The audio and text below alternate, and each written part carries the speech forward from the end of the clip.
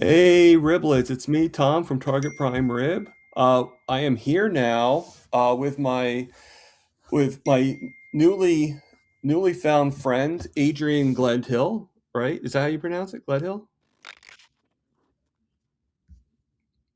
That is Hello? correct. Hello? Oh, shoot. Sorry. It's okay. Am I here? Yeah, you're here.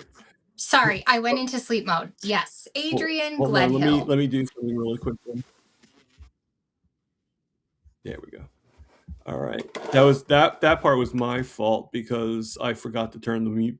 For some reason, I can't do mute on YouTube until after it comes on.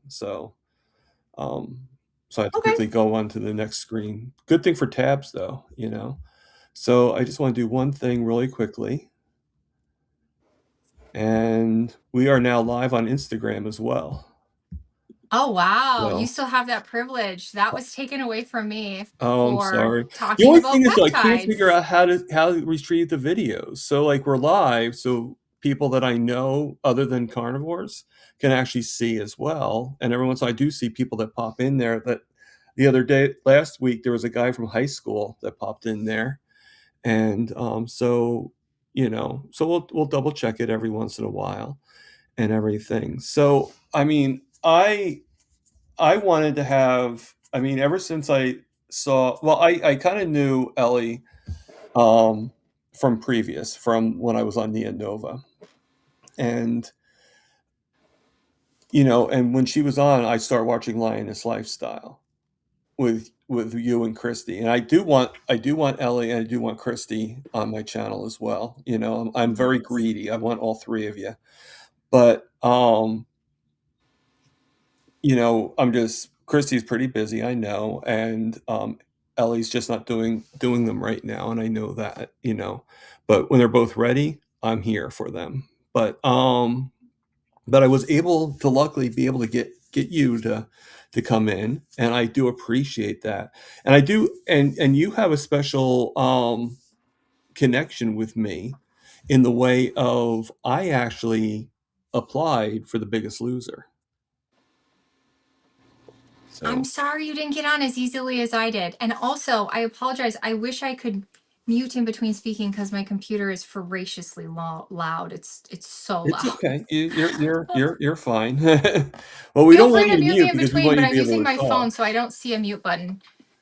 But yeah, you applied for the show. How far did you get in? I applied. I got all the way to the interview process, and I found things out, that I didn't realize at the time. Now, I don't know what season this was. I'm not sure. What season were you in? I forget. 3. You were in three. Okay. Mhm. I was talking to my roommate about it, and I told him I think she was in season three, but I'm not sure. So I was right. I just didn't want to just commit to that answer. But but it's funny. I was there, and it was really hot. It had to be like 105 degrees in New York, and I was waiting and it was during the time when they started doing couples Mm. you know and I think the reason why I didn't get in was I was pretty big. I was about 379, but I think at that time they wanted people that are bigger, and my mom was only about 180 at the time, so I don't think she was anywhere near big enough. And to tell you the truth, I don't think even I at 379 was big enough. You were. Oh, I was. Um, I was Okay. 227 and I was one of the smallest people. Oh, okay. I meant for a guy. I mean, I didn't know. Yeah. But Yeah. Yeah, that is different. You guys have totally different body compositions. My husband weighs like I couldn't even tell you, but I'm gonna let's just say he weighs 100 265 pounds. But he's 6'4". So so that's not big. no, It's no, really not. it's not. I used to measure people for a living. I worked in a tuxedo store, and I used to Mm. for 25 years I measured like millions of people. Wow. Like the tallest guy I've ever measured was about 7'11", 7'11", almost 8 feet. Wow. And believe it or not, I mean, he should have been in the Guinness Book of World Records. And the fattest was probably some guy who was about 500 pounds, and he wasn't really that tall. Like I thought he was like 600, but then I'm like, no, he probably wasn't that tall. So, it was like a big ball. Like I literally had to take the tape measure and like connect tape two of them together to get around his waist had to be like, and still had like this much room after it. So his waist had to be like a 66 inch waist. This is where you've gotten me on a day where people that are skinny and telling us that we're just gluttonous, lazy, lifestyleless people, and we Right. should lifestyle like them because they're just so amazing and superior. Yeah, And you think about this 600 pound man and you go, are you kidding? Like you're denying that this guy has a condition, and the condition is not laziness. The condition is his body is not doing with fuel what it should be. And it's not exactly. doing with water what it should be, or hormones, or anything. It's not doing anything right for this poor guy. Exactly, exactly. So I went through the interview process, found out on how I didn't know they actually pay. I mean, and you could tell me a little bit more about it, but when they told me that they give you like money every week because you're losing your job and everything to do this, I was like, I just thought we were going on there voluntarily. I didn't really, That's I why just the thought it was an money is kind of opportunity crap for me to lose because, weight, for me to be helped. But then when I found yeah, that out, I'm like, okay, because at first I was worried, like, how am I going to, pay the bills? How am I going to do this? How am I going? And then I was like, okay, so yeah, okay, that makes more sense, and so I was like pretty stoked when I found that out. But so I go there and my mom's there and this is either while she had her first stage of cancer or like before it. I think it was actually before it. And we're drenched. We're like we're out there at 105 degrees out in the sun. And I'm sure Lewis can even tell you, anybody who lives in New York can get hot when it's hot, because there's like very little shade and stuff. And we're out there for all this time, and don't forget we're overweight, so it's even worse. Okay, and we still get the interview. We talk. They're very nice and everything like that. I forget who it was I talked with. Maybe probably the same people you talked to. And then we're done. And I had money in my pocket. We took a train because I live in New Jersey. I don't live in New York. So we took a train and everything like that. And I'm like, on the way back from there, we're really tired. We're there for like over 8 hours. We're out there. And I'm getting really tired. And I said to myself, and I said to my mom, I said, I think we deserve something better than just going to Burger, because at this time we were not carnivore or anything like that. I'm like, I think we deserve something better than going to Burger King or going to McDonald's. All right. So I'm like, let's get something nicer. So we go on to this steak place. I forget what the name of the steak place was. And we go in there. Again, we're all sweaty, we're all dirty and everything like that. And she's afraid to go in. She's like, I don't think you're going to accept us. I said, what's the worst that'll happen? They say no, and they kick us out. They kick out the money too. And I, I basically, we basically went in, and they graciously sat us at the table. Well, right behind us was another couple, like an older couple, like maybe in their 60s, 65. And they sit us down, and the other couple like had like they just came from tennis or something like that. And they had tennis shorts on, and they came right behind us. And then all of a sudden, a few minutes later, like maybe 5, 10 minutes later, this guy, I'm going to put him on the screen here for everybody to see. This guy right here, okay, and yes, I do have a picture of him, and you'll find out why in a second. This guy right there, he, okay, I was going to say now you're sideways, this but now is you're way okay. better. Now I Yes. can see the mute button and everything. I didn't realize I could turn. Sorry about Oh, that. okay. So that guy that I just showed, you saw him, right? Yeah. Okay. The guy that I just showed, he went up to us and he was like I guess, well, obviously now I know he's the owner of the restaurant. And he goes up and he goes, just to let you guys know, drinks are on the house. Now, this is a really good steak restaurant, and he's probably making a lot of money on the drinks, you know. And we don't really drink that much. My mom got a margarita, I think it was, that was about this big, and I had like a couple of beers, you know.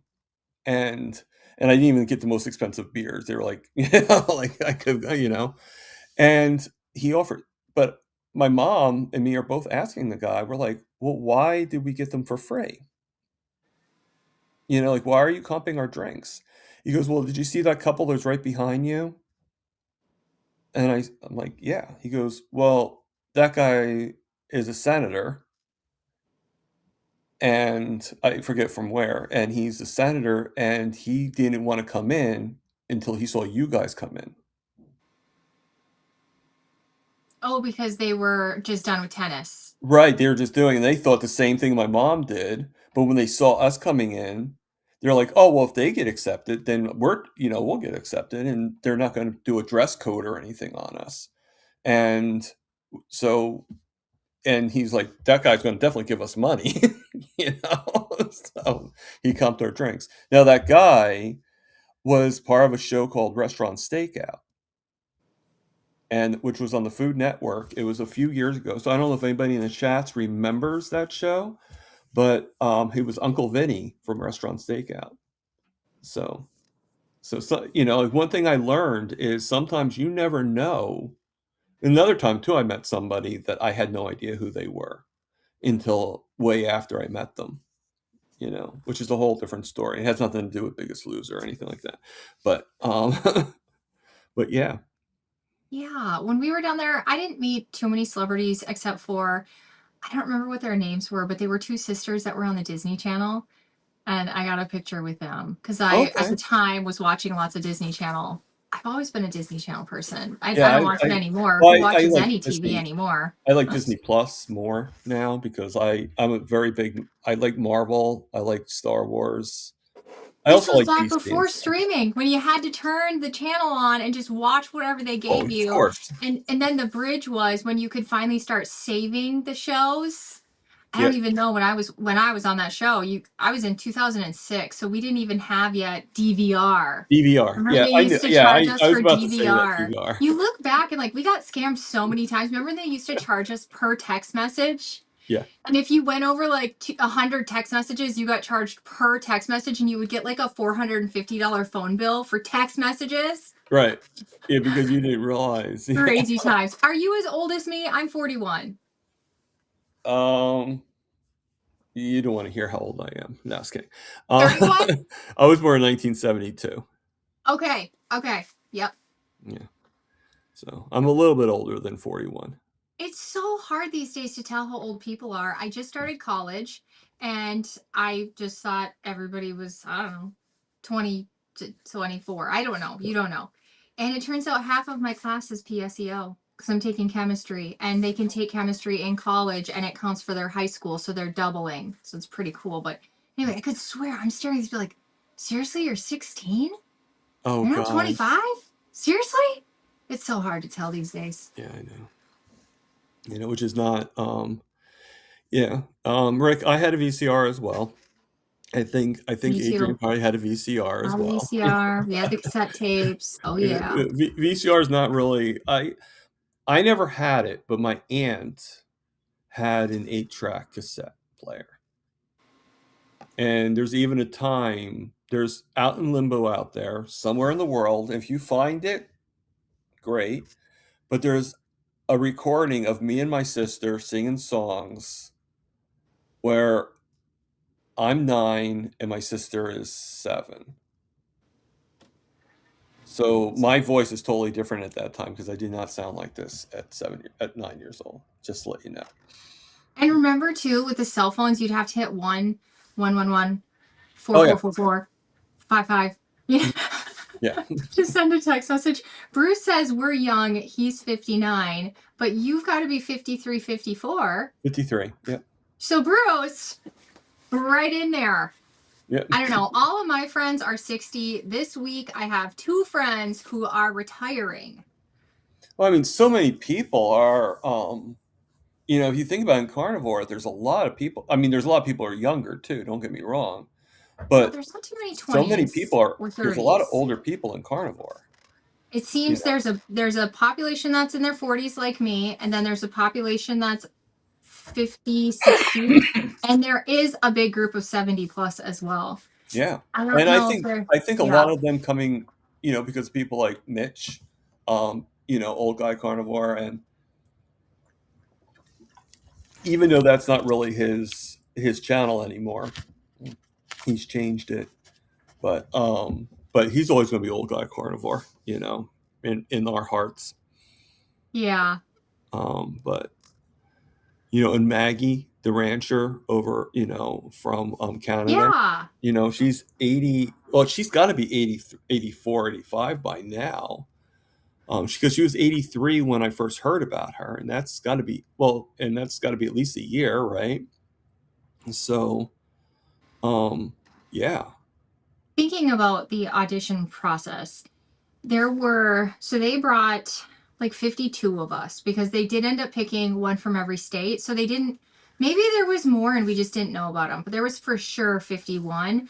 And there was this one guy, Jason, and they couldn't medically clear him, but they kept him as part of our group because he needed to lose the weight. He did end up dying. I think there's between 10 and 20 people who've died since the show.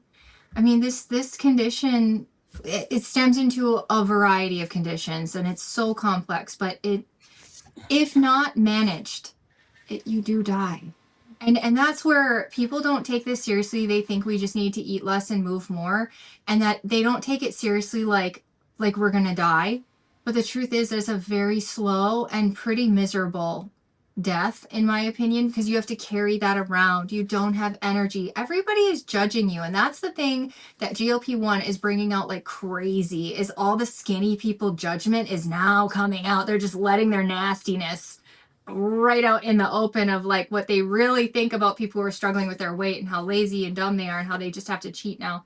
But right. sorry, Oh I'm no, really mad today because the you're person who I good, thought and was I my love the friend is energy. posting the most ridiculous things today. I love Um, the energy. So before we go, I just want to go back in time a little bit, yeah, and just go back in time in the chats, not in literally back in time.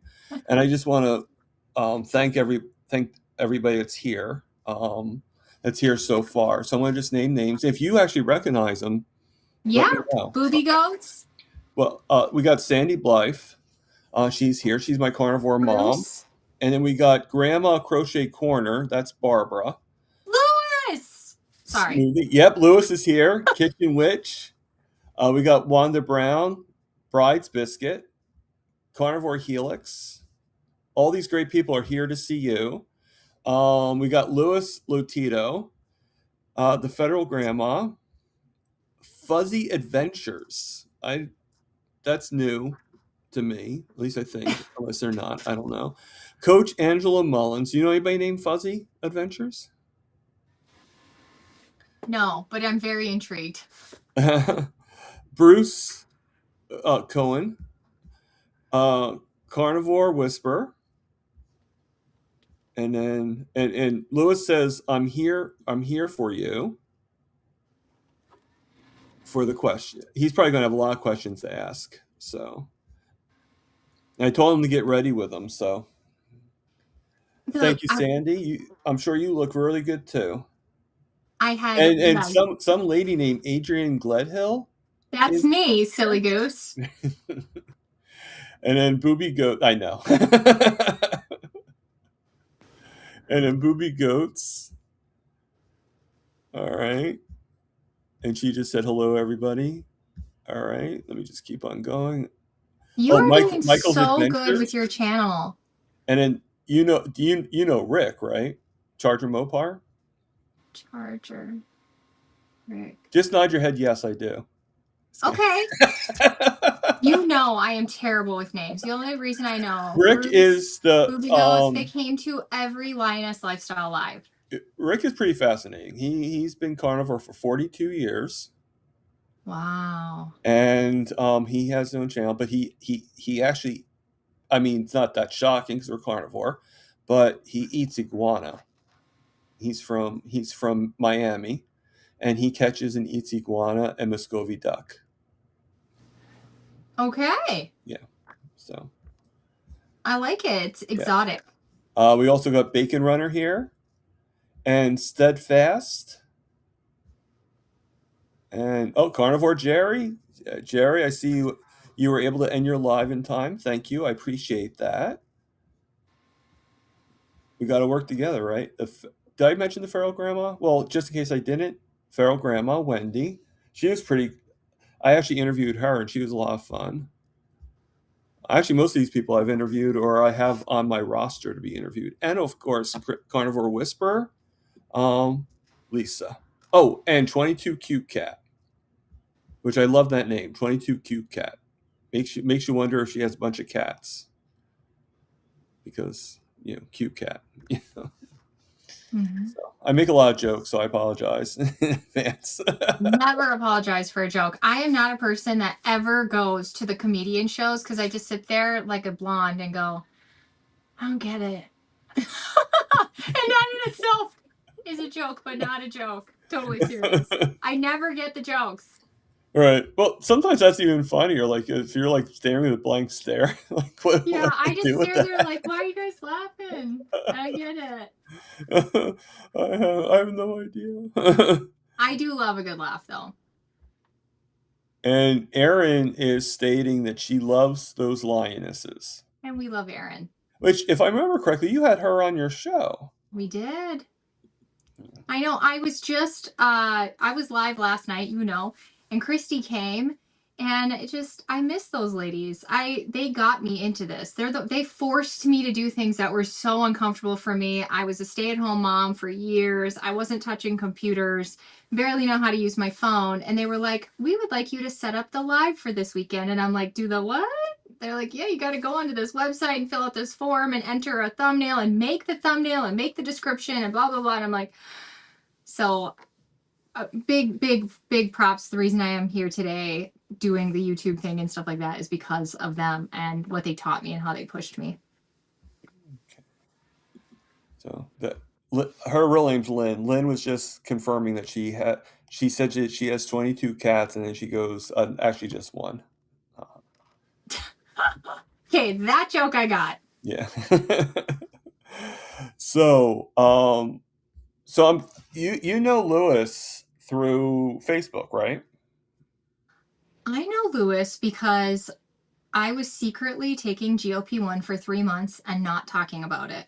Okay. And somebody gifted me, and I was following all these people on YouTube because I'm a community person. I'm a YouTube person. Like, I don't want to do anything alone. I want to know what other people are doing, and I don't know that I'm not alone.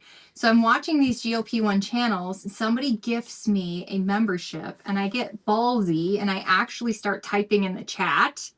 Then I'm over in my carnivore lives typing in the chat, and Lewis went, "You are a carnivore on GLP-1." He was the first person to put it together. Oh, that's Um, funny.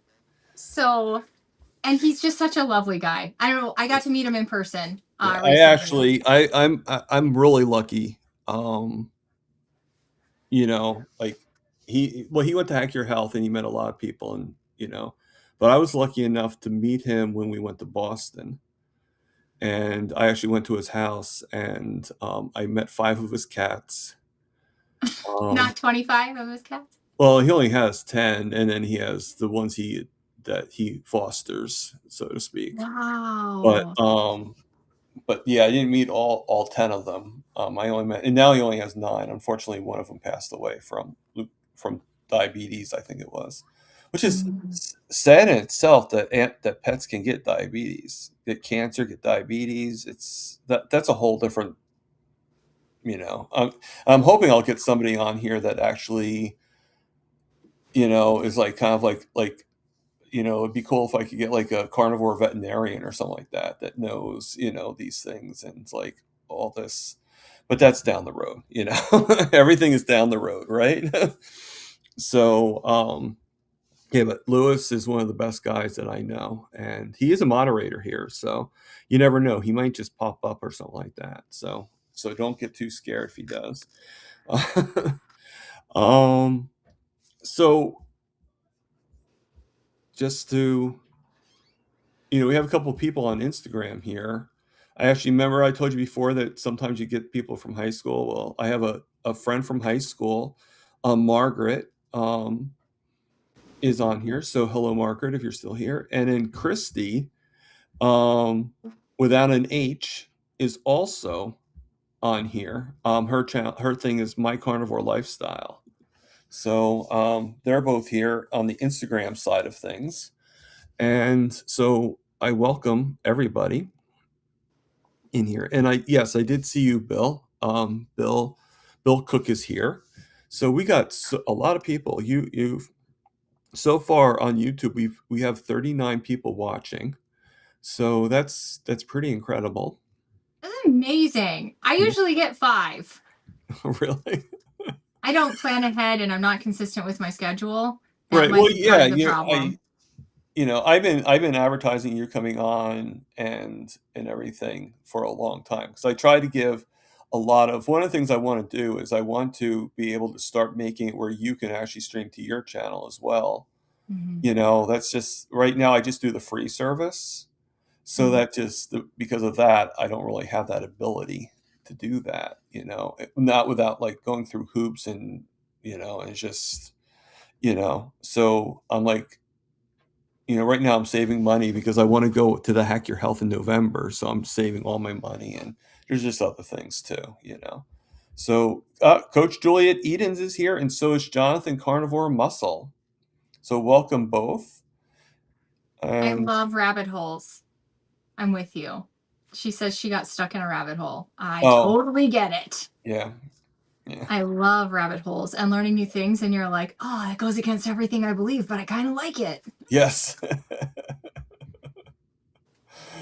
Juliet, you're never late.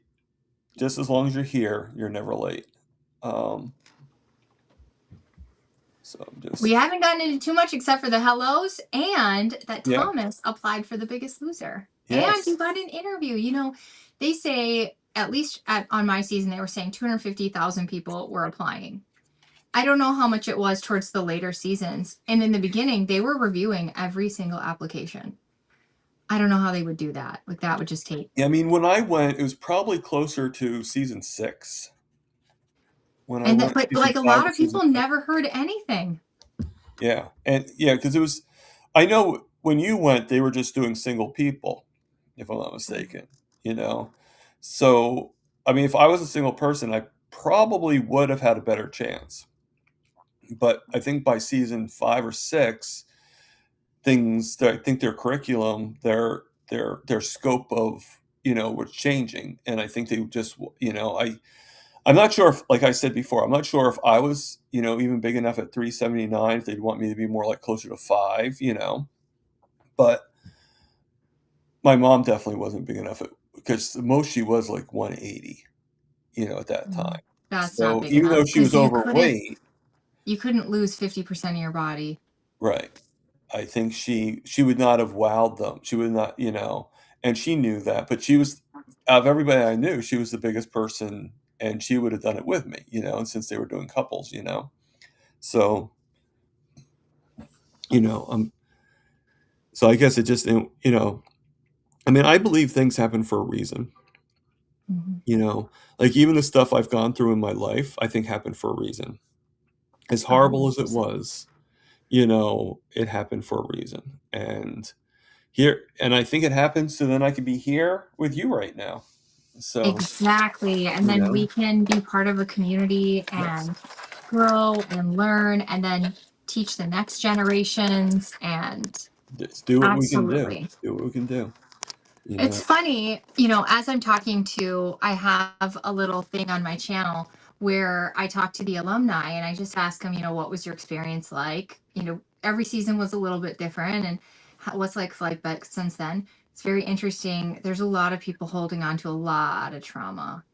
yeah, And recently, it's been like, well, I released that. Here are the things that I got from it. I got to realize anything is possible. I got picked for something millions of people dreamt of, and I got picked for it. Um, I realized that no matter what my size is, I have to be in love with me. Yeah. You know, the love for me comes from me, and other people can't really love me if I don't even love me, and that I didn't treat myself very good. And just self-limiting things, just working on that. Yeah. Um, so I take that stuff away, but a lot of people are still really stuck in the trauma of the situation. But like you, I believe everything happened for a reason. It was meant to be there. It was meant to be my first really big weight loss along the journey, and realizing I was going to need more tools and more things along the way to manage this condition. Yeah, I agree. I agree.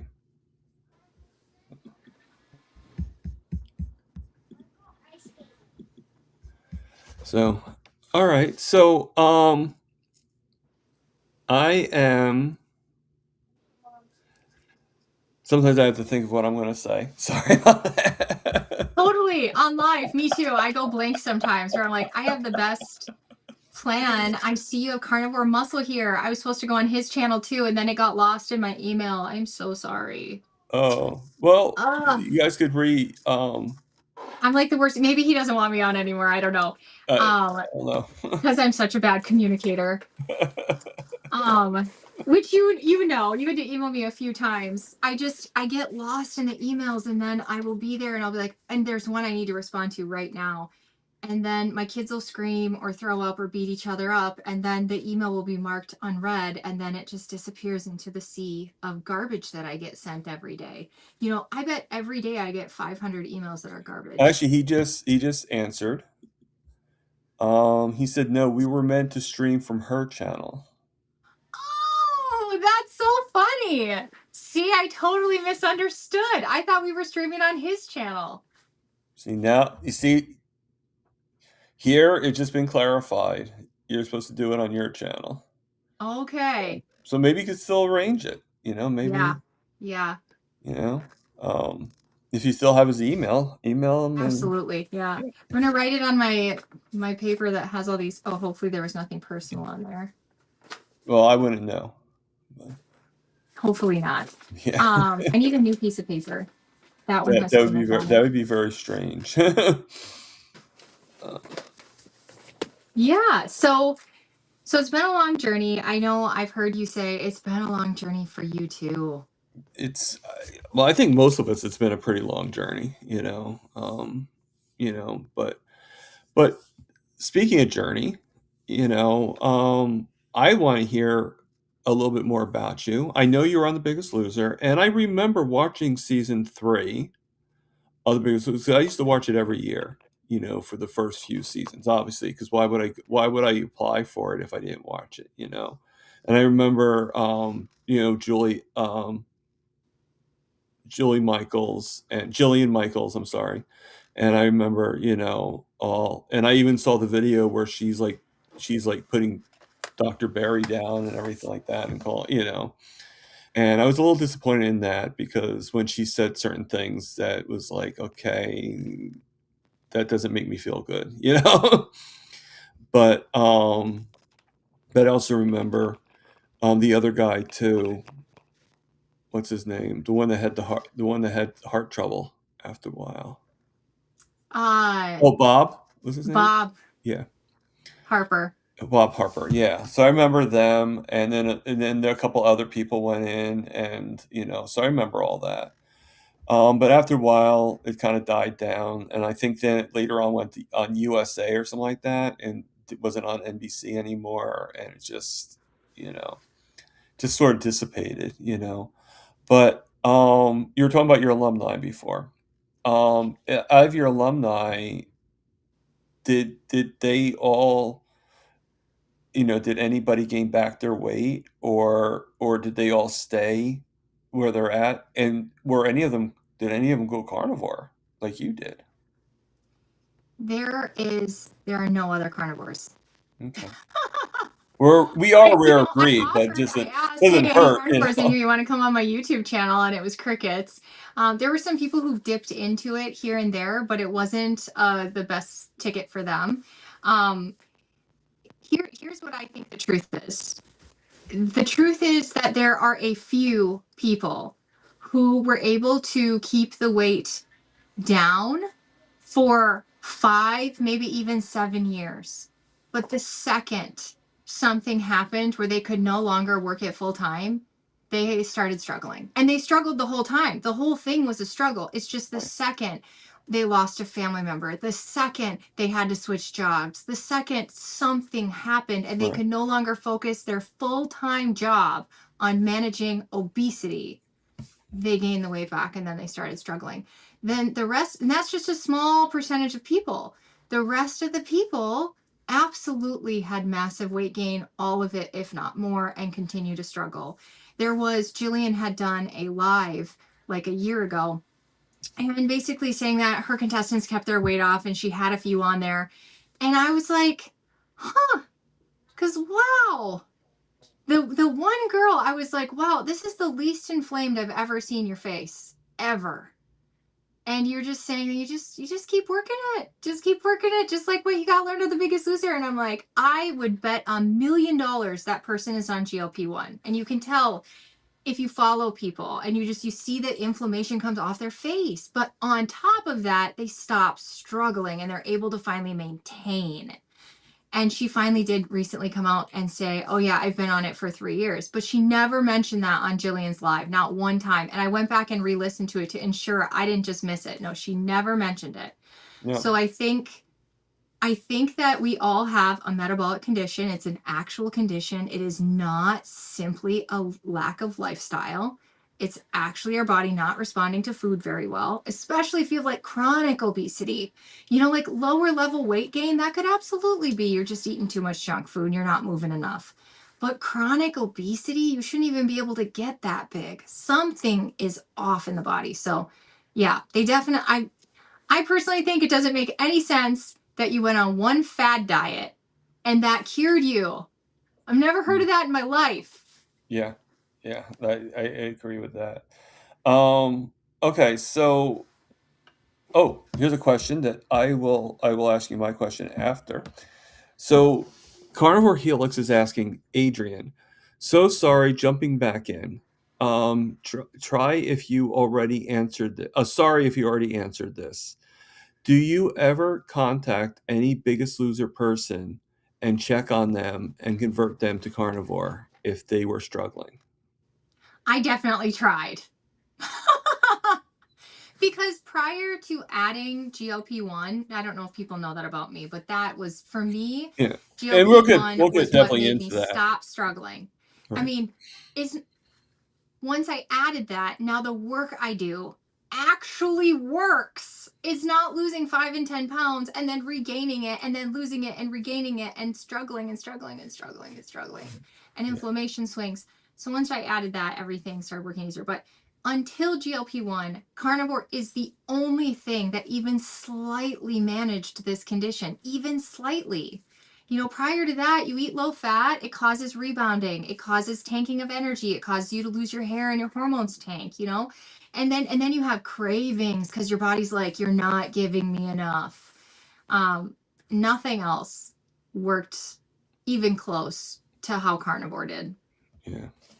But people wouldn't take the bait. They were like, that's a bridge a little too crazy for me. Surgery, GLP-1, sure. But carnivore, So, my next question is because I know sometimes I'm not sure if they did this with season three, but sometimes you ended up working. Sometimes I know sometimes they'll like have you working with a coach, either Bob Harper or Julian Michaels, and then like part of it, then you get switched. Like things happen where it gets like all switched around. So, did you work with both of them? my And if initial coach, so, yep, go which ahead. one was your favorite? So my initial coach was actually Dr. Huizenga. So if anybody watched the documentary, it was the first time they really were like, hey, here's our doctor. Okay. Um, I was sent home day one with 36 people, or 35 other people, and myself were sent home. And we got Dr. Huizenga, a nutritionist, and a psychologist. We got community. We got calls. We got a plan. They literally handed us a printed plan. Each person got their own plan that was formulated by the three of them. And it was work out twice a day, eat this, and here's our psychology and here's our community, and we're going to check in on you. We want you to take video, and we want you to keep following up. And so I got this amazing toolbox. Honestly, we thought we got screwed because we thought we were going to be on the show, get sent home day one. We got this amazing the best package you could possibly get at the time, knowing what we knew. And then whoever lost the most weight got to come on. That was me. And Gotcha. neither of the coaches wanted anything to do with me. I was young. I beat all their contestants, and they just found me so annoying. And they felt that I made them look bad on TV because this little girl lost weight at home without them. So they hated me. Bob would literally never talk to me, but he did give me a magic bullet, which I know there's lots of magic bullets out there. The type that the blender type, Right. which I back was in the hoping day, the that's what you magic bullet meant, used to be and not really an good. The actual magic bullet. bullets these days are crap. So he gave me a magic bullet, but he really wouldn't talk to me. I had a lady named Kim Lyons. My season did not have Jillian because they got in a fight, the producers and her, over her wanting to have some of her own content Oh, I based on can't believe. contracts she already had in place. And Okay. because she went with that content, her previous contracts instead of them, they kicked her off for a season. So I had a very, very nice lady named Kim Lyons, and she was amazing. Um, Okay. I think I that's all. remember So her. I think. no Jillian. Yeah. I would Okay. love, if anybody out there is friends with Jillian, though, I would love to contact Jillian because me and her need to have a talk. Like, she's so anti carnivore, she's pretty anti keto, and she's Right. very anti GLP-1. She pretty much thinks that we just need some therapy. Yeah. Yeah. And But it's funny how she's now doing a new show on Fox. I'm not seeing it, but it's coming up like on Facebook like 1,000 times, you know. And it's a new thing on Fox where she's talking about like pretty much toxic of all the foods that we've been eating, and which is correct. All these foods are correct, you know. But if she's actually in favor of the new pyramid in the way it is, you know, with the meats and stuff like that, you know, it makes me wonder if she's thinking differently than what she was doing before. I doubt it, but just makes me wonder if she's sort of like, not to be like, this isn't a political thing. yeah, And obviously, I'm telling you, I don't agree with everything she says. But what I can appreciate about her is her appearance of ability to question things. So I wish she would just question.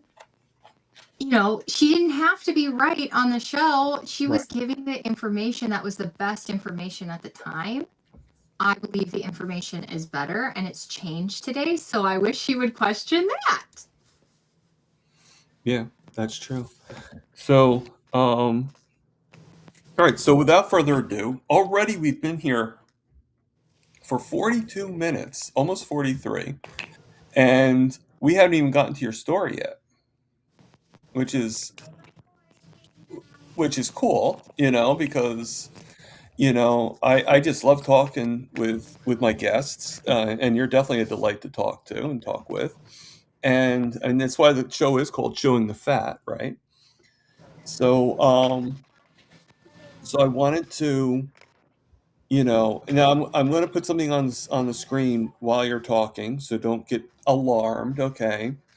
So, actually, I'll put it on now, and then that way we can get it over with. But I wanted to put on your website, your not your website, but your YouTube channel. So, anybody that's not subscribed to Adrian, subscribe to her. It's a pretty simple YouTube channel, Adrian Gledhill. You can't get really any more complicated than that, right? So, you know, definitely check out Adrian. But before we do that, I want to hear your story on what led you to carnivore. So I guess Yeah. start from like where you decided that eating meat was really neat, you know? People say when I say this that, well, Adrian, that's just you. That's not everybody else. Everybody else is just being lazy. And I don't think so. I've talked to thousands of people who can relate to so many aspects of my story.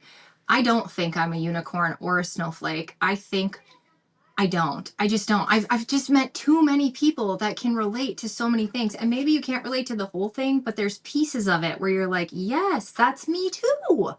So for me, I have struggled from the day I came out of the womb. I don't know what happened. I don't know, I have theories. Is it genetic, like, and maybe epigenetic, or like some people are saying we are inheriting our gut biome from our parents. So maybe I inherited a bad biome from my dad or my mom, which made it impossible for my body to regulate blood sugar. But I've been fat my whole life. My whole life, people have restricted me, told me that I need to work harder at it, told me that they don't say you're less than, but that's just what it do. Clearly that's what is coming out in people's heads. And I never wanted to be less than. I always wanted to be just like everybody else. I always wanted to be wonderful, actually. I want to be great. I want to be great.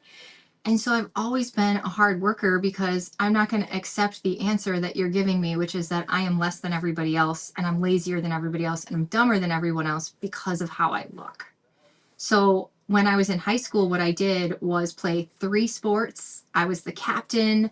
I lettered in my sports. I worked out extra. My best friend was also an athlete. She was almost 6 feet tall and super slender. And she went to state starting in like 7th grade. In middle school, they had her in high school going to state. She ended up running for the U of M D1. She's a D1 runner. So my best friend was this phenomenal athlete and we would push each other. And then I would also restrict food. So I'd try to eat as little as possible, but also do all this exercise. And I was able to maintain the 160s, 170s, which is for my height still overweight, quite overweight actually. When I went to college, I couldn't work out like that anymore. And I gained 60 pounds. And I went home my first summer, and my mom and I went on Atkins, and I lost like 40 or so pounds. So then I knew, well, it reiterated to me, I just don't diet hard enough. That's the problem. I just don't diet hard enough. When I went back to school, all that weight came back plus more. I'm back in the dorms. I'm using cafeteria food. I don't know. I'm not exercising as much. Obsessively is the problem. If I stop obsessively exercising, I have insane chronic weight gain. So then I joined The Biggest Loser and I make it right on the show. I had a dream that I was going to be on and I did get on. It was crazy and I was very successful there. I followed their rules. I'm very type A. I wrote everything down, which what I would pay to have those journals today. It would be so cool. I don't have them though. My parents' house flooded. Uh, but so I go on The Biggest Loser. I'm very successful. I just doing amazing. And then my body said no more. Food noise through the roof, rebound eating, which I didn't know that's what it was. I just thought it was weakness. I just thought it was just me being a loser. So after the show, not only do I regain my 66 pounds, I gain another 100, and my highest weight was 330, and that's when I stopped weighing myself because it was causing my blood pressure to go through the roof to see that number on the scale. So I stopped weighing myself. I was so big I could barely get out of bed. I could barely move, and that's when I just had enough. I was going to do everything I could from there on forward. That was the change, that I never want to go back there ever for the rest of my life. So I don't care if I have to quit my job and be poor and do nothing but walk in the sun. Like, I cannot be like that anymore. So I started running and restricting, lost 100. So I'm trying to be faster here. Then I had gastric. Then I started going back up, and I'm like, this can't be. I'm working out 5, 6 days a week. I'm restricting my food. I'm eating low fat, low cal, and I'm gaining weight. At 230, I'm going back up to 330, and I can't do this again. This would be already my 3rd time on this rodeo. I can't do this again.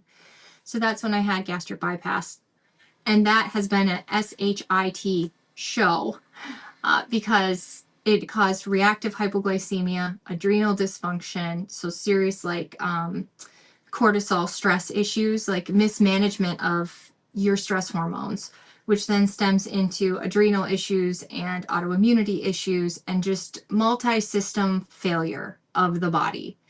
And because of the hypoglycemia, I was low carb from the day I had the surgery, which is in 2014. I had to be. The grains and the fruit were gone before the surgery and that first 100-pound weight loss. And I just needed to keep cutting until this hypoglycemia went away. So over the next 8 years, I cut and I cut and I cut, and I got sicker and sicker and sicker. And eventually I found carnivore. And carnivore was the first kind of time I could breathe. Honestly, it was the first time I could breathe. That's why I started a YouTube channel. So I was like, I can breathe. Oh my gosh, I can breathe. I've stopped having as many food reactions. This community is so educational. I did not know anything about the gallbladder. I did not know how bad low fat was for you.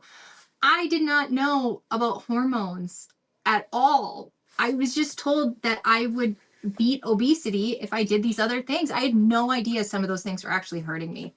It was the first time my blood sugar stopped being so bad, but the stress in the adrenals were still a problem. I learned about the mold illness from Judy Cho. I want to call her Dr. Judy Cho. I really think she should get a doctorate because that's how it feels inside my heart. But anyway, we're learning so much stuff. Yeah, I agree. And so I was able to start maintaining my weight a little better, but I'm still having these swings of chronic inflammation, adrenal issues. I'm not sleeping. I think it's the mold. So I keep moving. I moved 5 times, you guys. 5, thinking everything was the mold. And eventually I found there was just more to this picture. I had my hormones and thyroid checked and started some replacement therapy because the iodine, the zinc, and what was the other thing I take? I take several things. It wasn't changing my thyroid and my hormones. Um, and then Dr. Amy Horniman had a podcast on what GLP-1 actually is, why it's and how it's being done wrong, and that being that it is an actual hormone, how it could be done right. And I had complete cognitive dissonance when she said that because I had seen people walking around like zombies and drinking wine and taking GLP-1, and I did not want to be a zombie. But she had me dig deeper. She got me into the rabbit hole.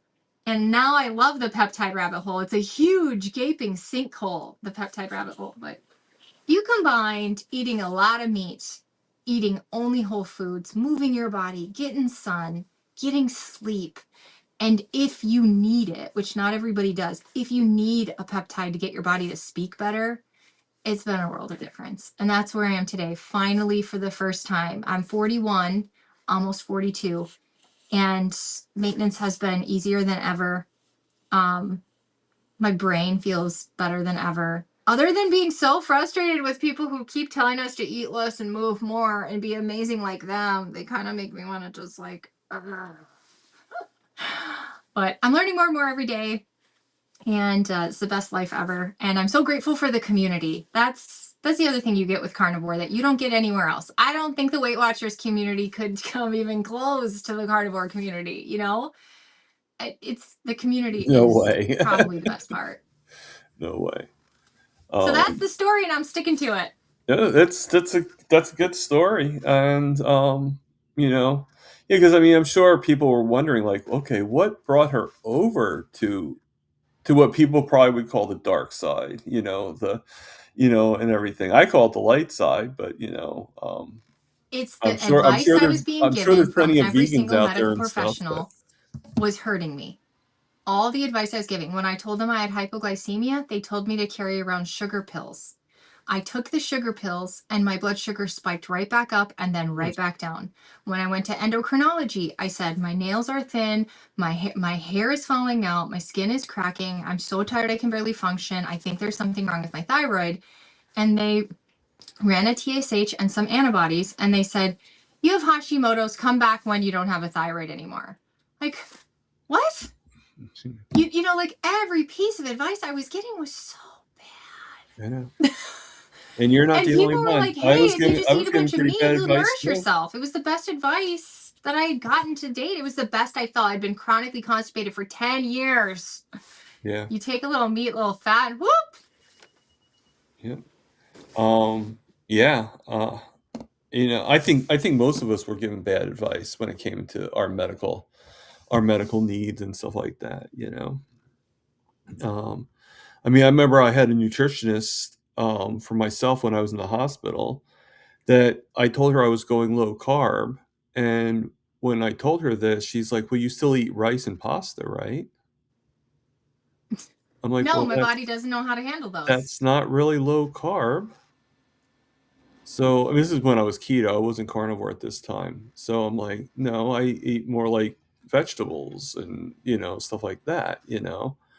and I stay away from potatoes, I stay away from rice, I stay away from, heavy starches, and she's like, "Well, you should have a little bit because, you need like at least like 20 grams of that a day, and I'm like, why? Like but it's just, and the thing is, she had nothing. She was like, I hate to sound racist or whatever you want to call it, Prejudice. prejudice. Yeah, thank you. Um, but the woman was like almost hitting 400 pounds, and she was a nutritionist, Hmm. and it's like, well, and she was diabetic too, obviously.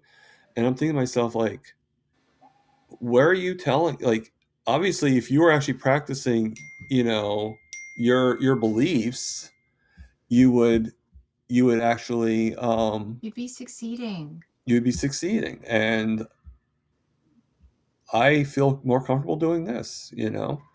So yeah, I just kind of like just like in the beginning I was like, yeah, well, I'll think about it and stuff like that. And then after a while I was like, no, I'm not, and they'd be like, do you want to talk to a nutritionist? And I would just be like, why do I need to? Towards the end, I actually told the doctor toward my last time I was in the hospital. I told the doctor, I said to him, I said, because all I had to do was have my foot looked at. I was not there for any, and I'm like, I know I have diabetes. I realize I have diabetes. I get that, but I don't trust your methods on diabetes. I don't agree with it, and I don't think you're right. So I don't want you guys to give me any diabetic diet. If you want to check my blood sugars and stuff, that's fine, but I don't want you to give me any diabetic diet. And the doctor at first was like, okay. And it's funny because the attending was like, okay, that's fine. If that's your wish, then we won't, we'll let you choose your own diet. So I did. I got bacon and eggs, and I got all this stuff. It's probably still not good with the seed oils, but it was better than getting the food that the pasta and all that stuff. And I did that for about maybe a week, and then one day the resident decided to overrun the attendee, which obviously that's not really the way it goes, and put in for me to get a diabetic diet. She thought she was like doing the greatest thing in the world, and she's like, "Oh, this guy, he's diabetic. He needs a diabetic diet, and everything." And I had no choice but to listen to it because I needed to eat, right? And so my sugar started going up, and the doctor's like, "Yeah, I see your sugars are going up now." I said, "Yeah, because you're." And I was not afraid. I said to him, I said, "Yeah, because your stupid resident over there changed the diet on me and didn't allow me to get the food I want. Didn't allow me to get the food I felt was the best food for me, and that's why my sugars went up. And now you have proof in the pudding right there that they went up when she changed my diet." Hmm. And she looks a little appalled. She's like, "Oh, I'm like, well, stupid, stupid is what stupid does." And, it's, that you never asked obviously you never asked the attendee of if this was right on the chart. You never asked me if this was supposed to be done. No, you just took it upon yourself to change the diet that was on the charts. Hmm. I think to have my gastric bypass reversed, which I have a consult for on February 17th, um, I have to see a nutritionist. I'm so excited. I did get a CGM. I've been wearing it since I got the appointment to give them the data. And I've been doing different experiments so that they're documented for them. But it Right, doesn't change the fact that at a base, since they did the surgery, my body cannot regulate blood sugar appropriately, period. right. Yeah, I actually have a CGM. And well, right now my blood sugars are on the higher level. They're at 127 right now, but they were actually lower today. They were actually 88 earlier. But but I actually wear my CGM in a different spot. I don't wear it on the arm. I know you're supposed to wear it on the arm. I know that's where they want it to be, but I actually learned from a great friend of both of ours, Lewis, that there was a video of some guy. I think he's from Sweden or something like that. I forget. He is like, and he actually showed like in other countries they don't do they. You can either do the leg, the arm, the thigh, not the thigh, the stomach. It doesn't have to be necessarily on the arm. It's only in America that actually is on the arm, believe it or not. So I put my CGM on my leg, right on my thigh. Really? Mhm. Cool. Yeah. Okay. It's Louis, this it's is easier to see too. It's like here you have to get a mirror to look and stuff like that. It's like I can't like I can see this way, but I can't get my head to go around. So where mhm. the leg, I can be in like wherever, and I can like just inject it, and you put a little bit more like pressure when you inject it in. So all right. So Lewis is asking the question, Adrian, what are your thoughts on GLP-1 resistance or downregulation of a GLP-1 receptors due to constant signaling? Are you worried about this? That was one of my very first worries. So this is like, you know how I don't know about you, but you have little seeds of things you're watching for Hmm. throughout time. So like a good one would be Kelly Hogan is a really good person at this. She's seen people succeed on different things, but then some people don't. And there's a little seed there for her. And she's willing to investigate and share when she finds something for that person. So this was one of my seeds that's sitting there and it'll always sit there. My positive here is that what we've seen is that some people have been using this medication for years and are still getting the benefits and able to maintain their weight. I also think of people who are supplementing insulin, which is another peptide, and that over time they aren't, overstimulating their insulin receptors just because they have to stimulate insulin that's not there that they need. And primarily, not everybody, some people are taking this for funsies because they want to get skinny. But people who have been struggling are taking it because they actually have a deficiency. And I don't think supplementing the deficiency. Now, the next train of thought is, and the other thing here too, in that same boat is there's a lot of people that are taking HRT and thyroid medicine, and they're not necessarily going up, up, up, up, up, up, up, up, up in medicine. It Right. can change over time, but they aren't necessarily having to go out for the rest of their life. Like just supplementing deficiency seems to be good, although maybe alternate. Okay. Bucket number two is obesity. And I hate that we call it that. I wish we could call it something else because people can struggle with obesity and not be fat. A good example would be Candace Cameron. I think Candace Cameron has obesity. I know that sounds nuts because she's skinny, but I think she's fought it her whole entire life. And she even admits that she has done disordered things in an attempt to control it. There's people in our community who are doing amazing, phenomenal lifestyle things to try to get towards a healthy weight. They can never quite get there. Anyway, this So is like they a, fight for it basically is what you're in my like a opinion, struggle. this is a lifetime condition. There is no cure. And Right. I mean, a good example would be, does Ken Berry tell you to just do carnivore for a little bit because then you're cured? Or does he tell you you got to do this for the rest of your life?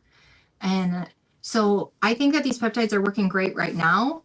I am concerned what happens in 10 years because I had the gastric bypass, which for many people works great for 10 years. And then at 10 years, their body's had enough and it flips and they start getting hypoglycemia. They start having stress issues. They start having brain issues. But it took time for them to get there. So I definitely have concern because we would be ignorant to not be cautious, right? Yeah. I think this is a long time condition and this is a great tool for right now. And I pray that it is a great tool for life. But ultimately, we need to get to why are people having signaling issues? And I don't think everybody's triggering it on themselves. I don't. I think Yeah. something is triggering it outside of us. Yeah. I, I I definitely think that's definitely very possible, very probable. So, Mm-hmm. Lewis, this is not really a question, but I think it still warrants being. He just worries about GLP-1 agonists because they are much stronger and long lasting than natural GLP-1. It is consistent and at such a high level. I think this is So, important, the what's conversation your of take on that? being on the lowest effective dose and combining it with lifestyle so you can stay on the lowest effective dose.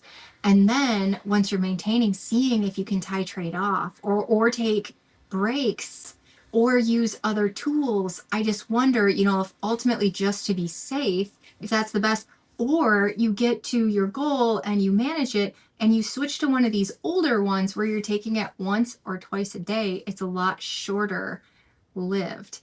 The Right. the problem here, I think the reason it's so long lasting is because in my research, people are being born with or getting throughout life actual enzymes on their receptor sites that are blocking natural GLP-1 from getting in. So even if you could do a carnivore diet and really push natural GLP-1, screw the teas, you guys, don't buy the teas. Eat meat. But you want to improve your natural GLP, eat meat. Right. Um, but I think that because of the enzymes on the receptor sites, the natural isn't strong enough to get through those enzymes. So ultimately, there better be some people out there doing intense research on these enzymes, which is why I'm going back to school to be a doctor scientist and hope to be one of the people that figures out these enzymes. Or That's wonderful. there's Yeah. got to be a way to fix this. There has to be. Some people are saying fecal transplant. Okay. So, um, Lewis is asking, as an update, I am off tripeptide currently. What dose are you taking, Adrian, and how often are you injecting? I'm taking 4 milligrams every 5 days. I tried going off of it, and I'm going to say it's because of the gastric bypass. This is where the snowflake can come in. Let's just say that I am not the same as everybody else. But I don't think it's uncommon. Okay, sorry, I'm bouncing around here. Because of the gastric bypass, it can cause people to have uncoordinated digestion. And I didn't know this until recently. And that uncoordinated digestion can cause digestive issues and bile issues and liver issues and nutrient issues and all these issues. When I went on trizepatide and retatrutide, because I actually take a micro. This is not medical advice. I take trizepatide and I do. I do not do this all the time, but I do cycles of a microdose of retatrutide on top of my trizepatide. It got my digestion coordinated. When I went and titrated down and off, my digestion uncoordinated again. And I didn't even know that was a thing, but now I recognize that same symptom I was having while I was carnivore. And I was blaming other things. So it can help with I forgot what he's asking. Okay, so what am I unconfident? So I'm back on because without it, my blood sugar is not being regulated and my digestion is not coordinated. So the blood sugar not being regulated, that can happen in people who have diabetes. So that's not uncommon. And then the uncoordinated digestion can also happen to people who didn't have gastric bypass due to vagus. I said it last night wrong, and I was rewatching part of it, and I was like, oh my gosh, I said vagal. Vagus nerve damage can happen to anybody from a virus, from chronic inflammation, from Mhm. mold exposure. It's not uncommon for this vagus nerve to have issues, and now you have discoordinated digestion. So if you're in one of those two buckets, you may want to supplement longer term. Right. So, Not medical advice. I was trying not to say that for a long time, but they're getting so picky out there in yeah, the I world. know. That's why I put it on the thing because I loved it.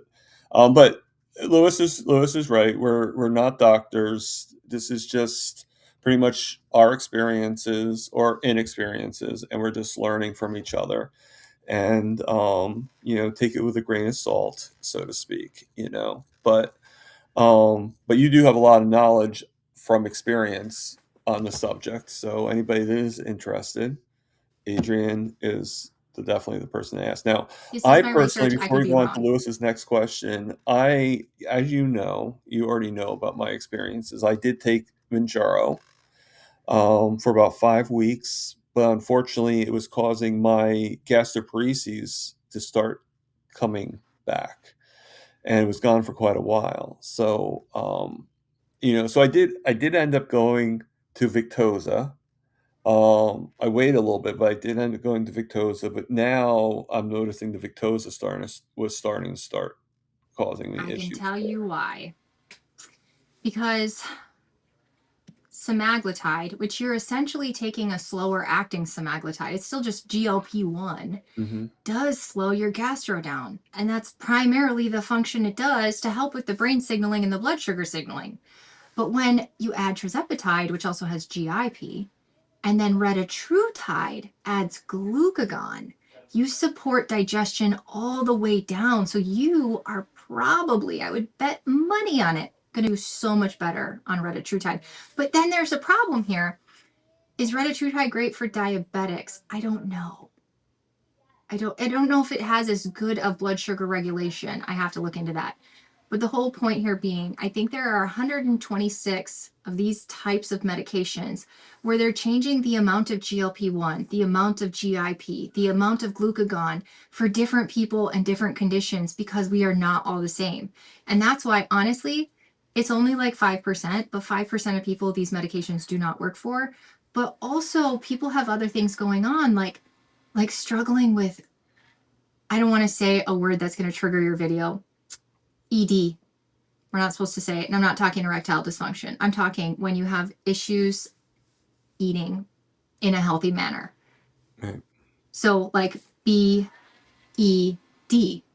disorder, BE disorder. Because truly, if I say if it flags your video and it makes it not safe for kids because it's dangerous or whatever. So when we work on the different variations of these hormones, it's going to be better for people. I hope one day we have a blood test or a spit test or a skin test or some kind of test that can say, here's what's going on when you eat and why it's not working very well for you because your body is struggling with this one hormone. So we need more of that and less of this, and having too much of that is causing stress on your body and slowed gastro. And anyway, I'd be very excited for you for the newest one. It's way less gastro. And the problem is that you only have one that's slowing things down and you already have issues. So it's magnifying it. And you need the rest of your digestion supported. Yeah.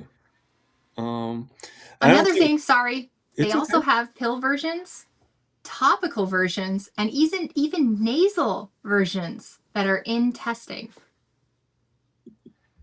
Okay. Yeah, I don't think we really have to worry about being flagged or anything like that because I have it in my thing for not really for kids anyway. So because Oh, for some reason when you I'll put tell you what down that happens. this video is for kids, it will actually not let you make comments. Like people Yeah. can't make comments in them. So So here's the I just problem figured. comes, when you work with carnivores, Mhm. tons of us struggled with eating that you could label as not healthy. So I'd have those people on my channel to tell their story of hope. And they would say, well, this isn't meant for kids. So we're going to restrict your video so that you have to be signed in, and that restricts your audience and your reach and your blah, blah, blah. Right. Yeah. So, but I do appreciate the precaution. The Yeah. censoring. I Yeah. hate censoring. So Lewis is saying new medications are in the pipeline. What can you tell us about Retrotride? And sorry if I'm mispronouncing words. I'm sorry, but I'm not a pharmacist or a medical doctor, so I don't have to care that much. Which should be FDA approved this year. I'm excited about the new ones. I think No. it can really help people.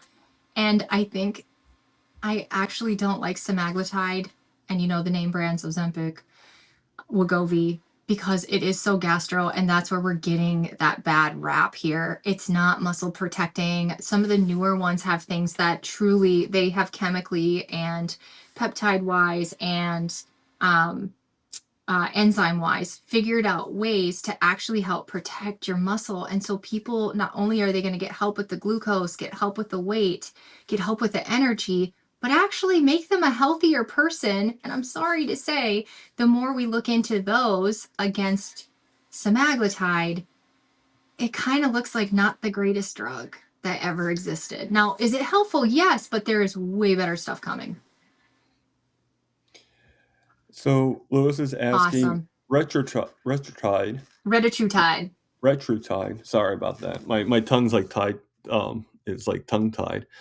Is being studied for type 2 diabetes as well. I think it will be FDA approved for both type 2 diabetes and weight Great. loss. But maybe weight loss first. Okay. So I don't think it was really a question. I think it was just more of a and this is just a little bit of compliment. Adrian and Thomas, thank you for the wonderful interview. Adrian, it was great to see you not only on Biggest Loser and being on Thomas's channel. Adrian, you're amazing. Thank you. That is so sweet. Thank you. And please don't judge me for my time on The Biggest Loser. I was only 21. I think anybody in that position would be very emotional. You are sequestered from your family for, I think I was gone for 2 to 3 months. It might have been a little longer, but the people who were there the entire season could be gone for 6 months from their family. It's a long time to be sequestered, literally unable to talk to the people you love. And you're extinguishing fat, and you're tired, and you're not sleeping, and the whole thing is emotional. So I was kind of a weirdo on the show. And I want to just thank Carnivore Muscle, Jonathan, for the $2 super chat. I do appreciate that. I did see it before, but the things, I didn't want to just, I didn't want to interrupt or anything like that. So I do appreciate the super chat, Jonathan. That's Uh, amazing. I got to tell you guys, I love Hack Your Health because of the people who come. The people who come are amazing. But right. as far as like a community and filling your cup, I love Dr. Kiltz's events.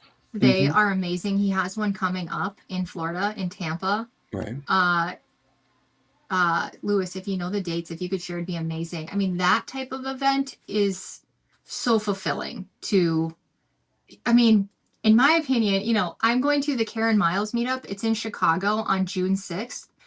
And, the superstars are just the people who come. I mean, we're all superstars. Every one of us who's willing to eat meat and love on each other. Those are the types of events I absolutely love. But my favorite of the year is Meat Stock. If you guys haven't heard of that, I mean, it has the biggest names. I don't think anybody's not coming. You should absolutely come to Meat Stock. And it's in beautiful Tennessee. And if you do the VIP dinners, the Healing Humanity guys are actually doing the cooking. So it's going to be amazing. They are the best cooks on earth. I wish that they lived closer so we could have family barbecues because I would adopt them. I love them. Yeah. So Bruce is asking, I'm 3 years carnivore and have seen quite a few benefits. Lost 50 pounds and I'm well within the healthy weight the government wants me at. Okay. But still have some belly fat. Any suggestions? So to me, even if your glucose numbers are in range because you're eating carnivore, you still might be having some version of insulin resistance. So I'm not sure what I would do because GLP-1 isn't for everyone, especially people who are in a healthy range. Um, there are so many other tools out there that I would add on top. Maybe working on sleep. Maybe I don't know what everybody else thinks. Maybe looking at your fat intake because maybe just for a period of time you need to cut the fat just a little bit, not too much. Don't get ridiculous here. Right. In my group, I always tell people things like, um, there's one called MOTS-c. It's a peptide, and it helps energy move through your cells, which helps you burn fat. So I have a lot of like peptide ideas. Oh, thank you, Lewis. Don't know if you need to write it down or not. Good one, Lewis. That one is super funny. All right. So, yeah, I mean, like I actually had it. I don't know if I really technically increased my fat as much as I decreased my protein, because Mm. my sugars for like a while, I think when last time I saw you, my sugars were pretty high. I mentioned it, I think, to you. Now they're going down, And what I ended up doing is I ended up cutting my proteins in half, but I kept the fats pretty much where they were at. So, and I already had a lot of fats. Like I was not really one to, even when I had a lot of protein, I wasn't really 1 to 1. I was more 2 to 1. But so I cut my proteins in half. So now I'm more like 1 to 3, fats to proteins. And or the other way around, proteins to fats, three, and it's helping. But right now, because I everybody in the chats knows that I've been having side pains every time I wake up in the morning and everything. And you and me talked about it before we actually came on the show a little bit and everything. And you're It's asking me how I happening in the was morning, not the evening, huh? when I wake up. So I That I I, changes I things a believe I'm little. sleeping on it. Because I can't sleep on my right side. My body, for some reason, I can't roll over to the right side.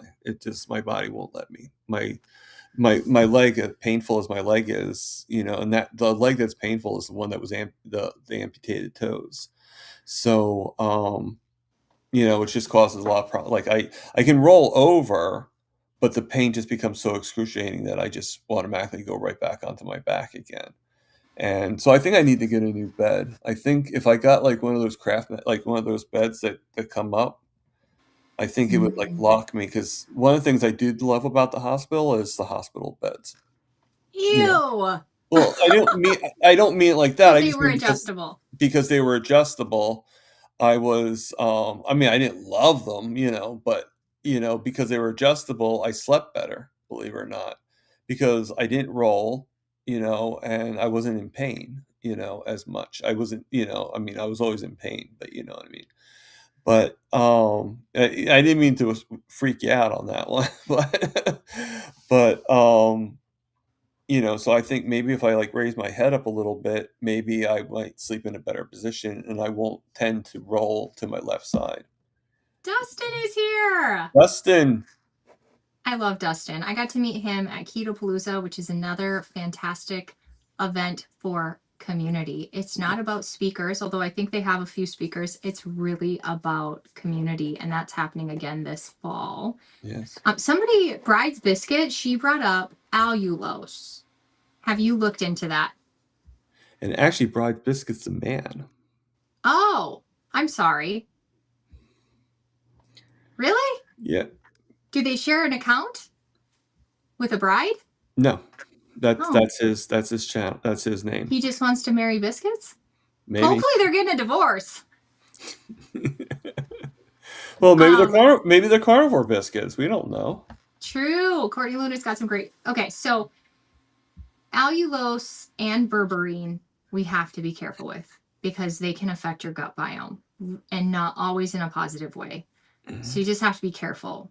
I'd way prefer people were boosting GLP with meat personally, but and not the tea either. I mean, just eat meat. I mean, if GLP production is the sole issue, we can get that with meat. And the problem I'm seeing is that there are other issues.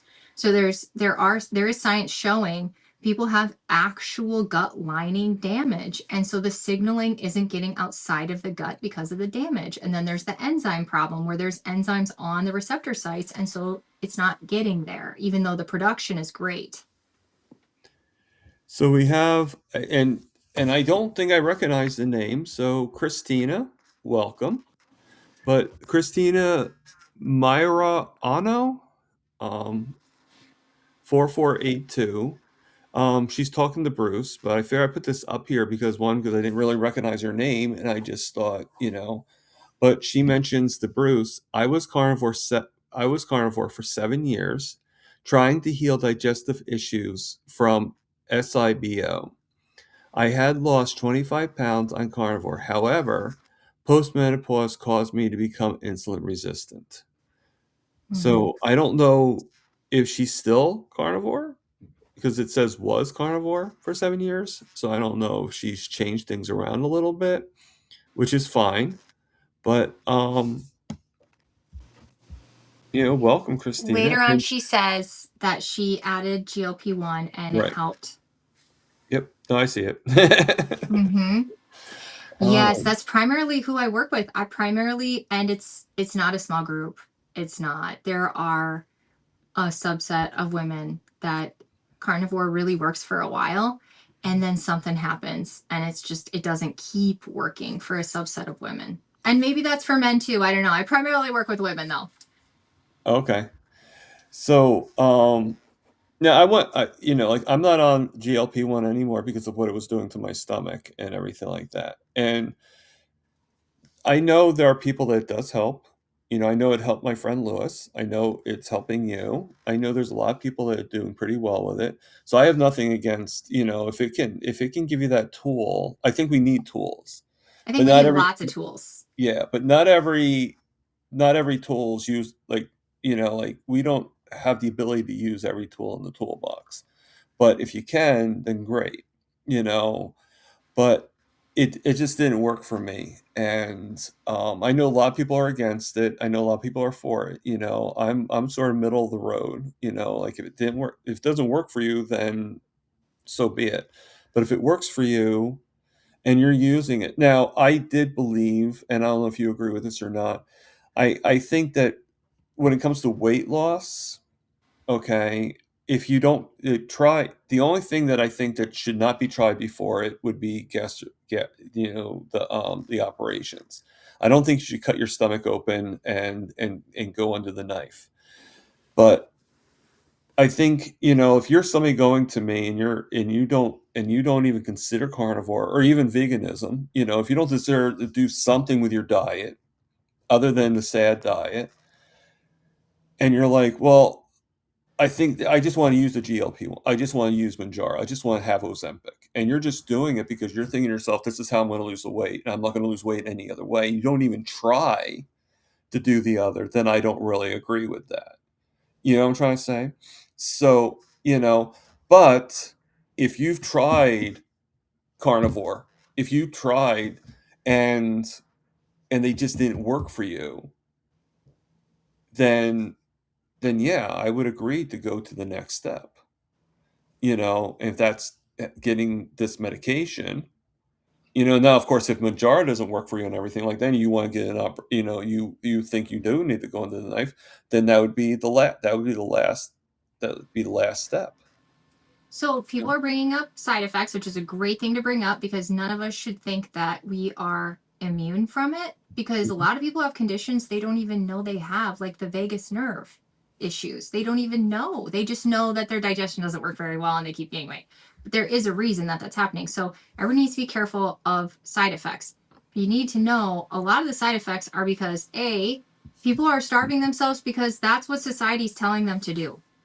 Eating is your problem, so stop eating. So that's number one. So they're malnourished. And then number two, the standard dosing is toxic to a large percentage of people. Some people it's not because their enzymes are so high that it's not even being absorbed.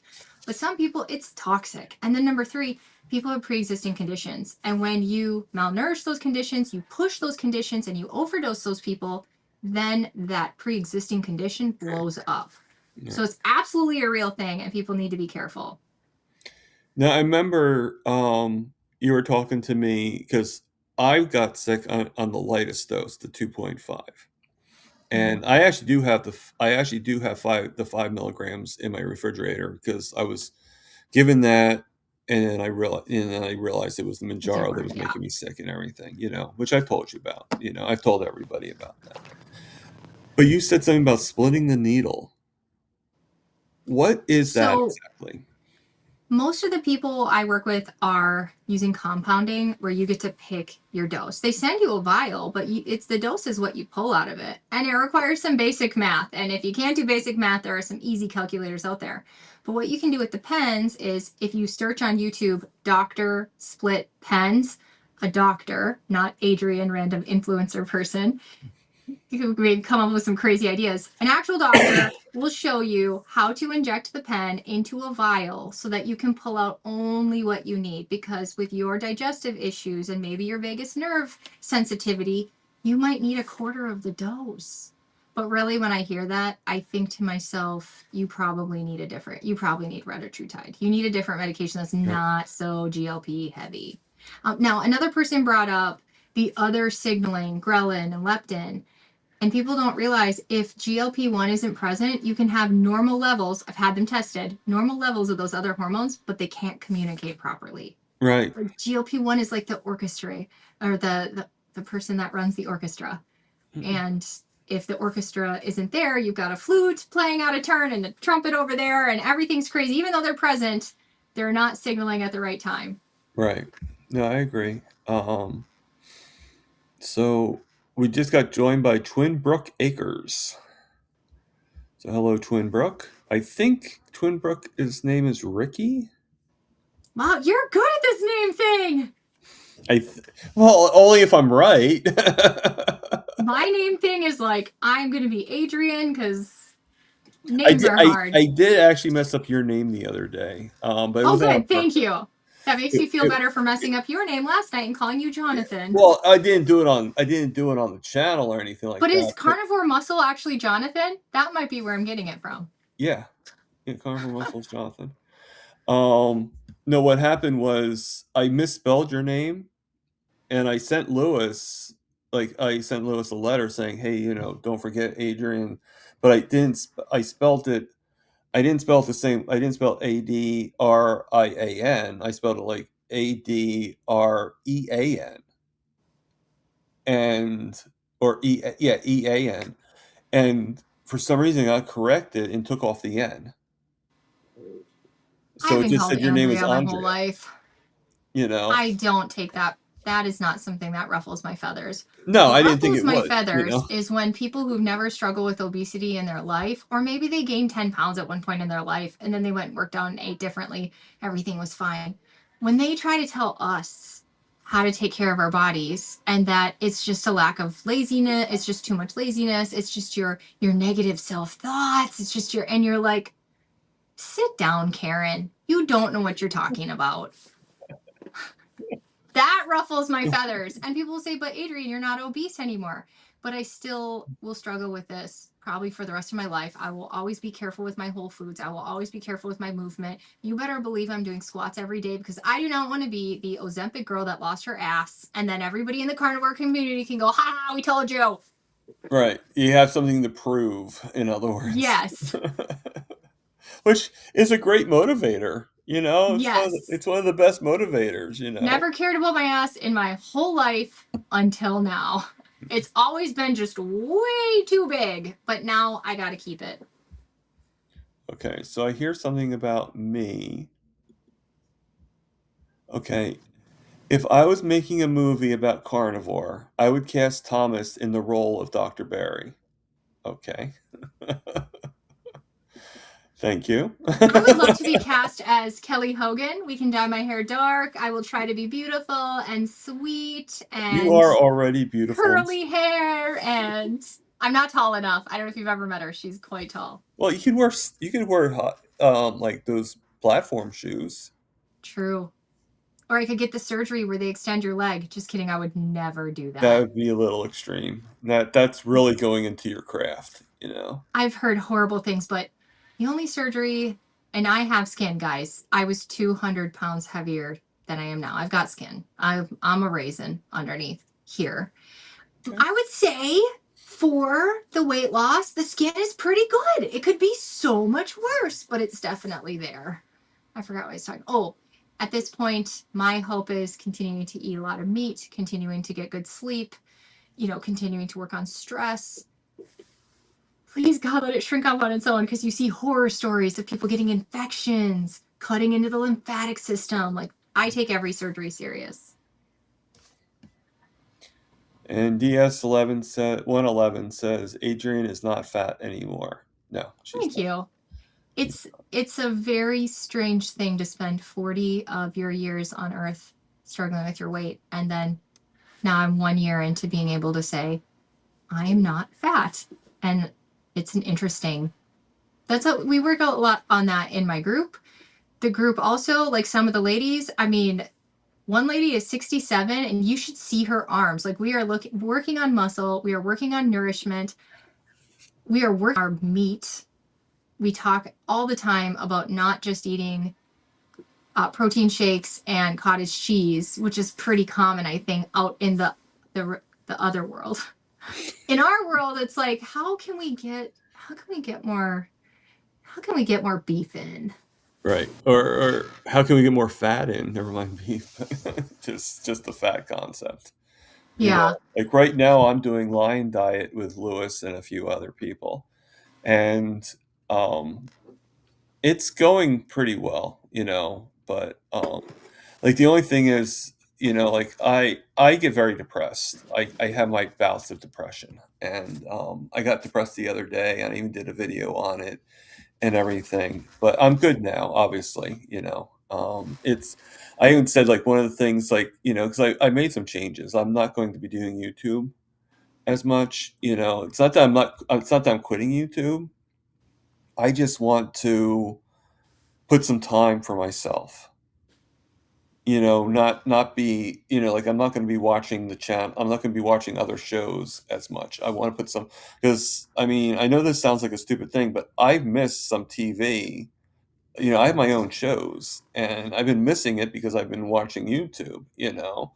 And so I want to catch up on that. I also want to start drawing more, get back to drawing. And Target Prime was based on Target Prime Rib.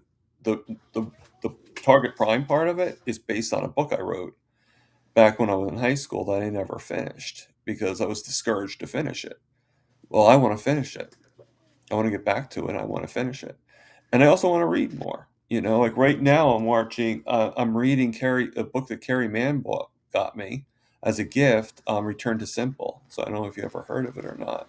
Well, it's a book about it's basically about this lady, and I guess she worked with the Amish is what I'm seeing in the book so far. I'm only like chapter 3 so far, but she's worked with the Amish and returning back to the basics, returning without getting this commercial farming and everything like that, doing more the natural farming and going back to raising animals and stuff and doing things like like getting richer soil and stuff like that and not using chemicals and all that stuff.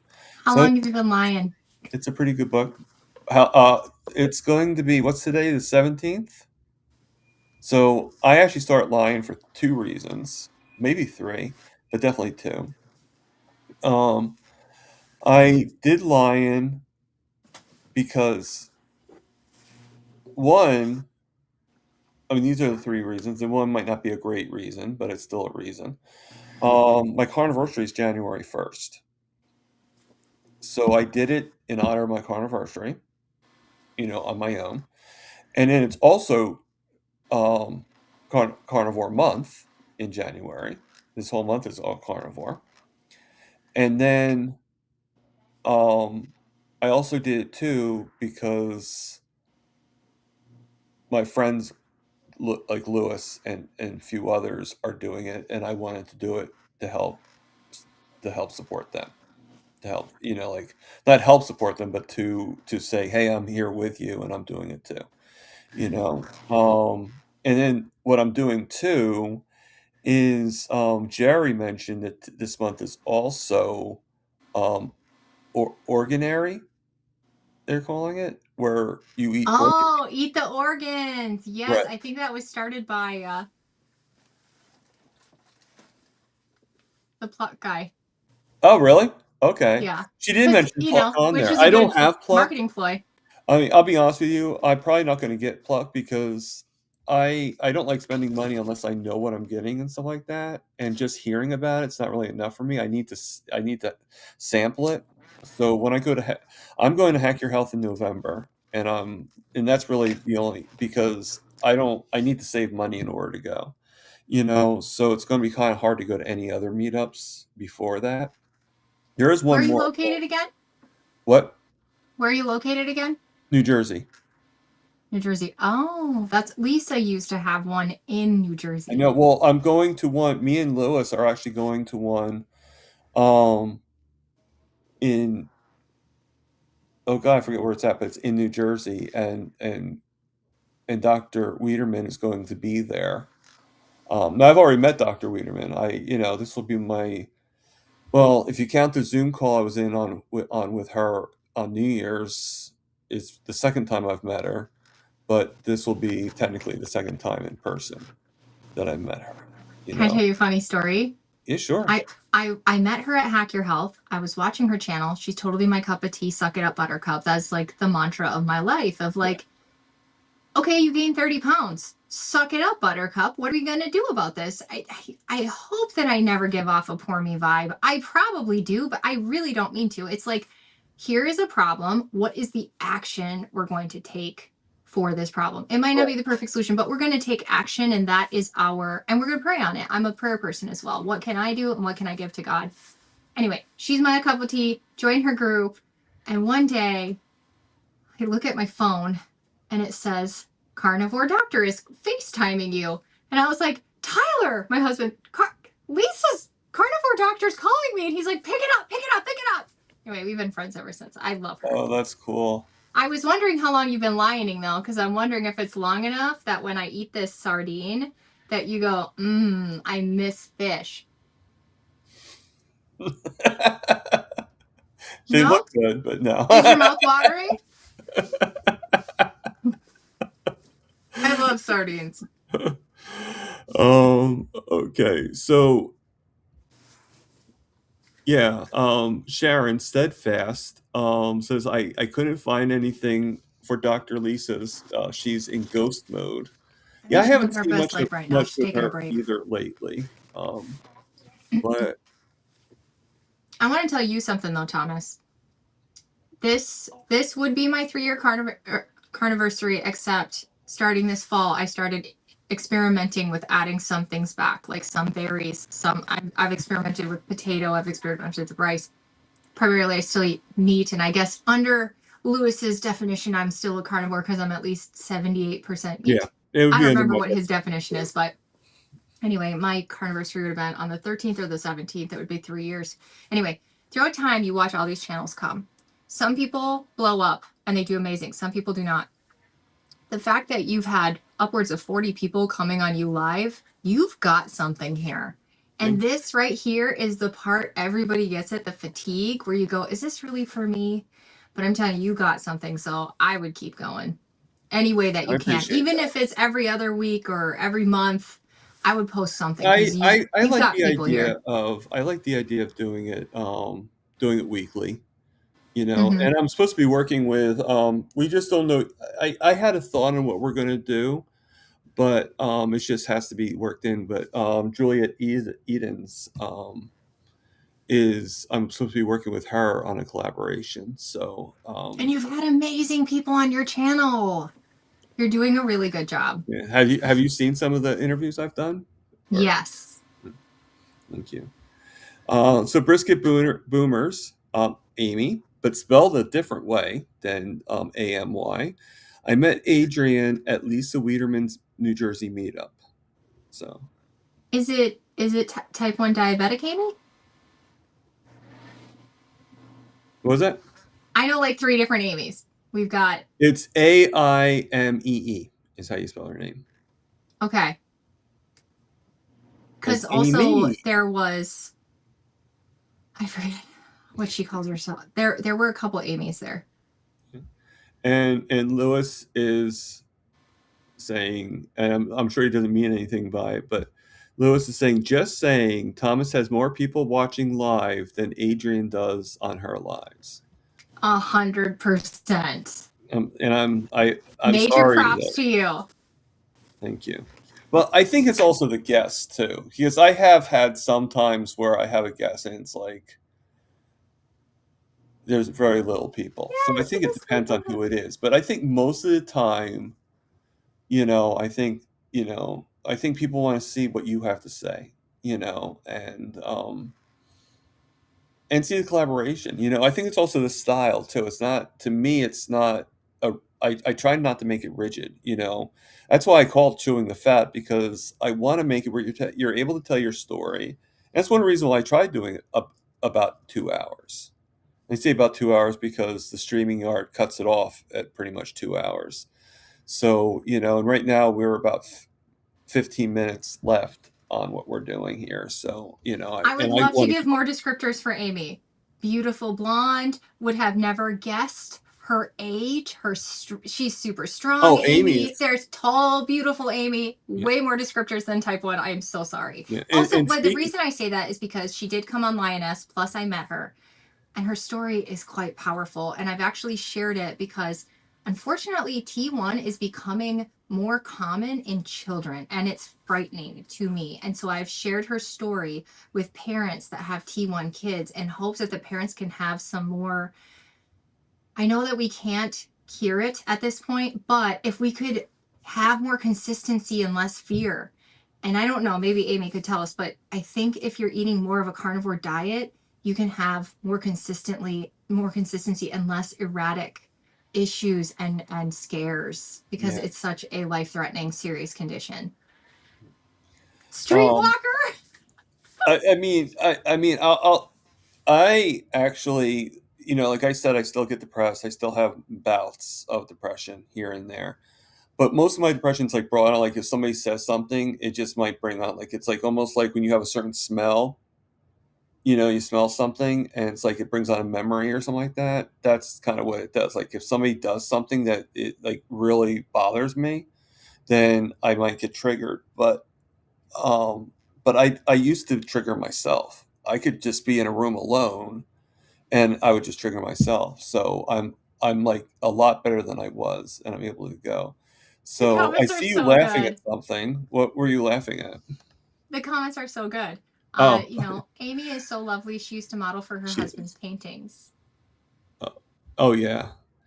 She So, really is beautiful, before we so go beautiful. on, since we were talking about how many people I have on here in the interviews and everything, Amy, I know originally Amy was supposed to be on my channel a while back, and she was in a car accident at that time, and things were really bad for her. So, Amy, we got to set a date for you to come on. So Absolutely have to definitely, have her.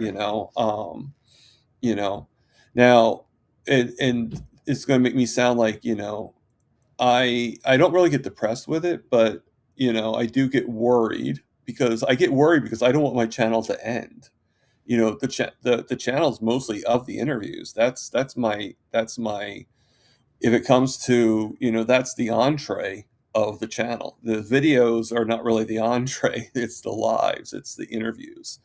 And the one I'm up to August 1st of when I have interviews going.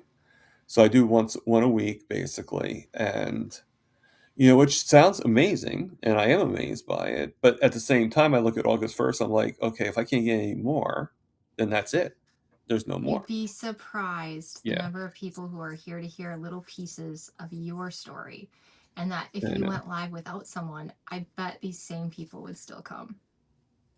You're probably right. You're probably right. I mean, but I kind of feel that my story should be told on other people's channels. Like just like you're telling your story on my channel, I should tell my story on your channel. You know what I'm trying to say? Like, and that's where Thomas is the draw. What? You, yes, you are exactly. I'm not sure what the reference. Also, have you had Lewis on here? Yeah. Yeah, okay, because his story is pretty amazing. Did you have whose channel were we just on? Uh, we were just on it together, weren't we? Um, You mean Russ? Russ.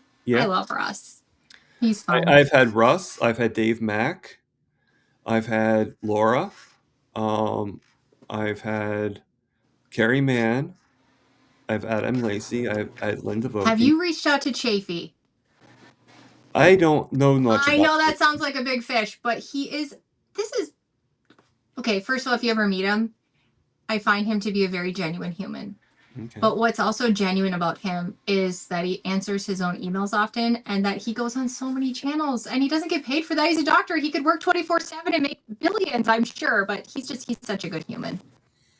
Okay. Oh, So thanks, Bruce. I don't know why I shaved my mustache off I right don't as we know were why starting. Bruce would compare you to me in any way.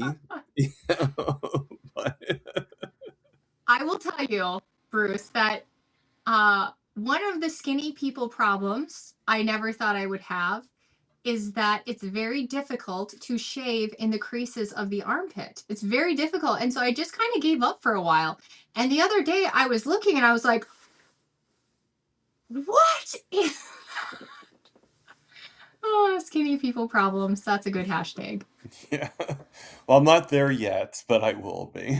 Well, you never have to shave your armpits, so you're good. It's never a man problem. It's a skinny woman problem. And I That's don't know what the true. women are doing. Like, is there an electric razor you all are using? Like, how are you getting into the crease? I would just like to know. Yeah.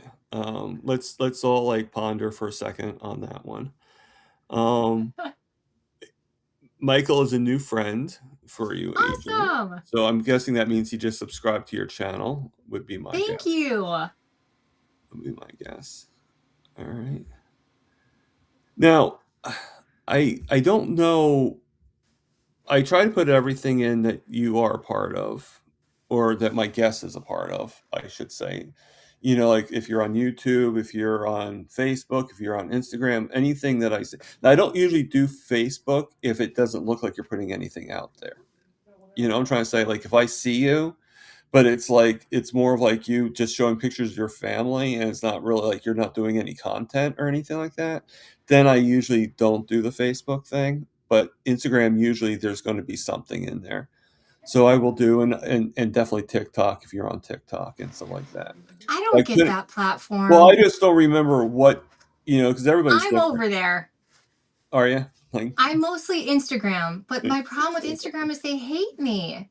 They hate anyone who talks about turn it peptides. off. And I hit the list in June. I hit the list. And ever since then, it does not matter what I do. Are we down to 2 minutes? No, no, I just want to get the. Oh, no matter what I do, my subs go down. I had like a post that got 43,000 views and I went down 100 subscribers. Like that the math isn't mathing. Sorry. My YouTube where I barely post anything keeps going up and my Instagram keeps going down, which just means I'm on a hit list over there. So but that's primarily I'll share my life, I'll share what I'm eating, I'll share what we're Yeah. doing. I'm Well, I sharing mean, the Instagram. struggle of multitasking everything. Yeah, I mean, I have a lot of people that follow me on Instagram that are in the carnivore world, but I also have a lot of people on Facebook and Instagram that are in my family. And the reason why I do Instagram is and Facebook is mostly because I want my family to know what I'm doing. You know, I want them to see. So I'll put videos out, and that's why I go live on Instagram, because there's a good chance that somebody of my friends and family will see what I'm doing. And, because I think carnivore is pretty amazing. I think it's doing a lot of healing, and I think that it's demonized too much, and, you know, and the thing is, the thing I don't understand is this, okay? Being a vegan was demonized. Well, at one point, being a vegan was demonized a lot, and it was criticized and all that stuff. And now it's sort of like, well, it's better to be vegan than to be, well, I don't Mm-hmm. really agree with that. I don't like vegetables. Why would I want to be a vegan? I don't feel comfortable doing it. But as soon as I found out about carnivore, and, it slowly intrigued me, and learned about how it can help with diabetes and stuff, it just became a no-brainer, long story short. And, Lewis is giving you some compliments here, and Thank you. he just put your YouTube page, um, oh, yeah, your online community, of radicallyhealthy.com. So I'm not sure if I put that in there, so people, check that out. I I don't know if I put that in there. I put a lot of your stuff in descriptions, which is where I was getting at before. And to talk about organary, because we were going to that too. So I did two things. One, I bought some liver, and they say not to eat like a whole bit, like too much liver is. So I just bought. I get myself. I just put them in strips about this big, this long, and I once a week I just take that in the morning, raw frozen liver. I just take that, let it thaw a little bit so I can eat it. but I just like with my morning meal, I just take the liver and eat it, and I love it. I don't have any issues with it. I mean, maybe if I had a whole liver, maybe that might be a little bit problematic for me, but just that much doesn't affect me whatsoever. And the other day I had heart for the first time. It's good. I had beef heart. Yes, very good. Very good. Um, I also have a Facebook group. It's called Eat Meat Lift Heavy GLP group. The problem is that Facebook is deleting these groups every day. They haven't deleted ours yet. I don't know why, because it'll just be out of nowhere. People will just lose their peptide group. But ours is, geared towards people who are eating a lot of meat. And if you go the GLP-1 route, you will find that a lot of the people are just different planet. They'll tell you don't eat salt, don't eat animal fat. It doesn't feel comfortable for people like us. And so this is like our little safe spot. Problem being, we can't talk about non FDA things. We can't talk about dosing. We can't talk about compounding. Like, it's so censored. So we're just leaving it up. People can talk about what they want, just knowing one day it'll be deleted. And all the good stuff is yeah. in the free community at radicallyhealthy.com. Oh, thank you. He shared the Facebook group And as well. Lewis is actually putting all your links in there. Thank you, So Louis. You're amazing. yeah, Lewis is. And Lewis is one of my, I have three moderators, and Lewis is, well, Jerry's brand new. So, Carnivore Jerry just became a moderator. I made her a moderator last week. We got a moderator last week, and Papa Carnivore is a moderator. So, Oh, I love him. I got to meet him at Kilt's meetup last year, I okay. believe. All right. Now, are you going to go to Hack Your Health this year in November, or because I'd I like to meet don't you? know. I'd I've like. gone every year since I became a carnivore, 3 years. So I've gone 3 years. I don't know. My focus right now is school and getting the best grades I can so I can get into med school so I I can be understand. a fighter for, people who like to eat more meat. Different science than what they're using. Yeah. Not following necessarily a rigged standard of medicine. So I have really bad news. Lewis is reminding me. Watch Yeah. the time. It's getting close. And last time I I had a great time. I hope you had a great time. Yes. Thank you for having me on. Yes, and I hope that you'll come on again. In the When in I the near get my future. interviews back up and running, I will be in talk. Right now, I'm working towards I don't know what I'm going to do with my channel right now. Well, no, I meant like be a guest on my channel again. You're welcome. Yeah. You're welcome back is basically what I'm saying. But yeah, he just put your other Facebook group in there. So I think we'll end it here. And if you can just stay on for just a couple minutes after, because I don't like I know some people like to kick people off before they end the show. I don't like doing that. I want you to. Plus, I I want to want. talk to you about a different platform. I got an idea for you. Okay, cool. So everybody, just like I've always said, live, love, heal, and for God's sakes, we would not be here today. Eat the meat. See you guys later.